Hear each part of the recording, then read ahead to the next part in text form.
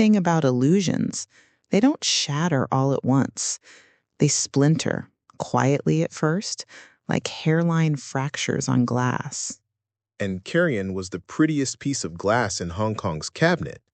Everyone wanted to believe it was solid gold. No one wanted to tap too hard, afraid of what they might hear. But the tapping had begun, hadn't it? The partners fighting, the investors fidgeting, the banks asking for explanations. Yeah, and the deeper they looked, the more they saw.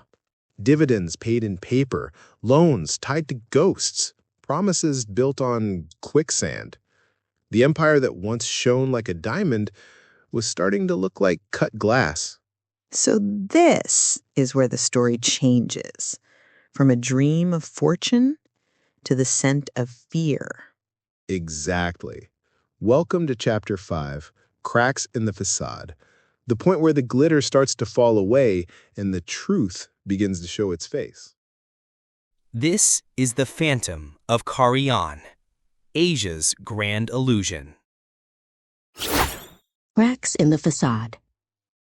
By 1982, the shimmer of Carrian's empire was beginning to dull. Behind the glittering headlines, stress fractures appeared, subtle at first, but unmistakable to anyone willing to look past the facade. The first crack came from within. George Tan's partnership with Chung Chunman, the developer who had co-founded Carrian with him, was unraveling. Chung was weary of Tan's high-wire financial tactics and buckling under mounting personal debts. Their relationship fractured beyond repair. Tan bought out Chung's stake, but the payout was steep. It drained liquidity from an empire that was already stretched thin. Investors started noticing strange behavior too.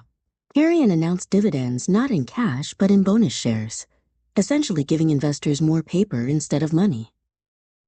Tan spun it as a clever reinvestment strategy, claiming it showed confidence in the company's future. But to seasoned observers, it reeked of a company short on actual cash.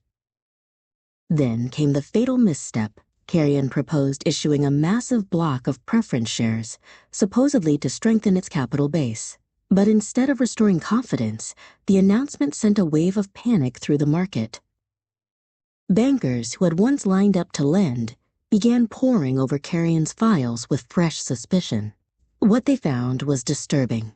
Collateral that didn't hold up, missing loan documents, and subsidiaries guaranteeing each other's debts in endless circles.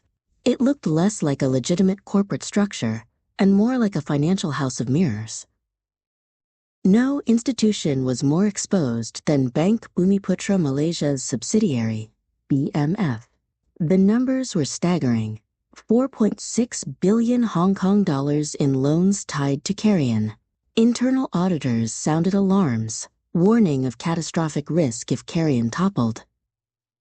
Behind closed doors, tension mounted.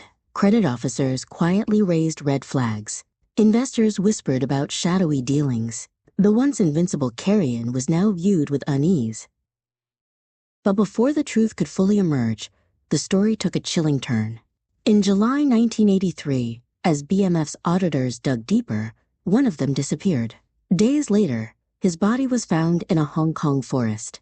The man was Jalil Ibrahim.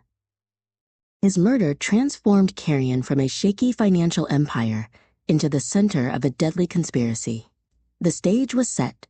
What began as whispers of financial instability was about to explode into the most shocking corporate scandal Asia had ever seen.